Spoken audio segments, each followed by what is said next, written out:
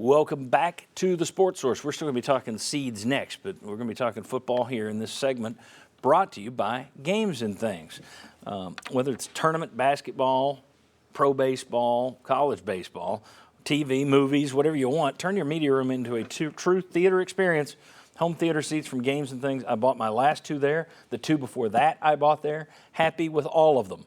Games and Things. Get down there, the home theater seating specialists, because life should be fun, and they make it so. All right, back with Chuck, Bob, and Josh. We're going to start talking a lot more football when the NCAA tournament ends. Spring practice kicks off, not tomorrow, but a week from tomorrow. My question, Joe Milton's the obvious. How does Joe Milton look this spring? It's funny, you would think he would have won people over after the Orange Bowl MVP, but I think everybody's still sitting there going, well, we'll see. So I'm taking Milton off the table because that's obvious. So what are the biggest question marks facing this football team going into spring practice? Or I'll let you just say, if you want to do the Nico thing, who do you want to see? What do you want to see? Question marks, or what do you want to see? I would like to see Tennessee, what are they going to have receiver-wise around Milton? Because I think you kind of know what you're going to get with Milton.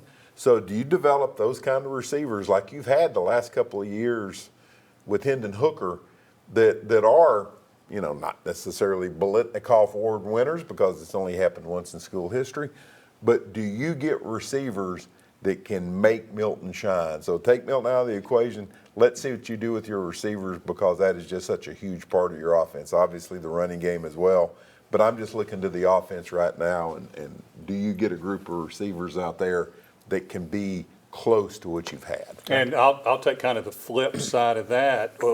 What are you going to have in the secondary, your defensive backs? Yeah. I mean, statistically, that's the area that has been, to me, holding Tennessee back the most, no matter what kind of system you run.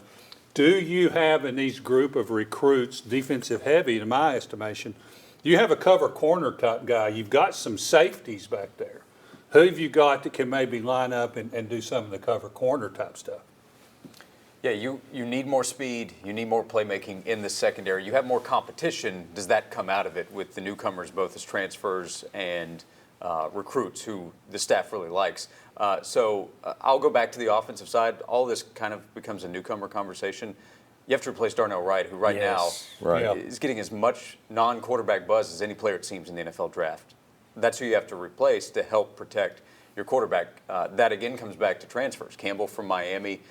Carr, who's probably more interior, would be my guess, but Jerome Carvin also has to be replaced. He played a lot of snaps at guard. So replacing Darnell Wright, who was so valuable last year in the offense, taking the step that it did from being one of the best, no doubt, in the SEC, but having really difficult time protecting the quarterback. Last year they were much better, largely because of Darnell Wright.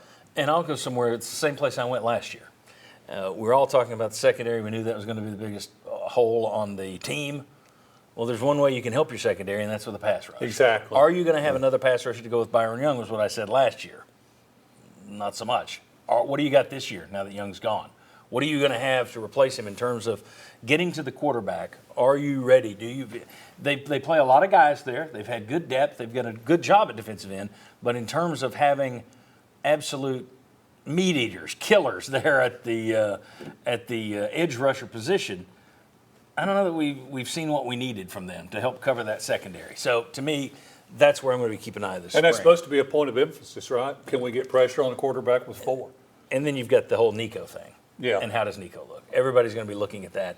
And it'll be interesting to see how does Joe Milton handle that? Or once, a lot of it's going to be you're going to have rumors coming out. So-and-so looked good in practice. So-and-so didn't look good in practice. How does Milton? I think he'll handle it fine. I've been impressed with the way he's handled the Nico situation so far. I was impressed by the way he handled the Hendon Hooker situation. Yeah. So how does that work out between those two? If Nico starts getting press and Milton's got question marks.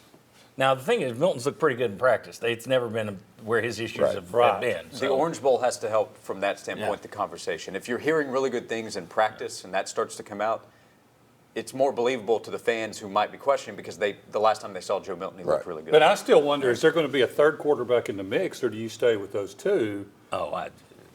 I would be shocked if there's a third. You mean you just having a third guy? That Well, you I could, mean, when you consider the injury possibility. in emergency situations. Yeah, Okay. exactly. All right, when you say in the mix, that sounds Yeah, like just somebody to that says- have somebody, just in case. Okay, I thought you meant No. somebody else in the mix to play. No. You're looking, do you have a I mean, I clear-cut still go number back to three? that Texas A&M game against Alabama, and Texas A&M had 3 quarterbacks knocked out of the game. Yeah. Well, most teams, when you get to your third quarterback, you're pretty Yeah, much it's over. screwed. Yeah, you're doomed. All right, when we come back, Joe Lunardi has updated his predictions for Tennessee. It's changed. It's gotten better. That's right, it's a 1 seed. No, we'll tell you where he's got them. We'll look at all the seeds. We'll make our official seed predictions. And I want to know what the storyline is going to be. What are we talking about next Sunday on this show? We're going to give these guys a multiple choice. That's next. Come on back on the Sports Source.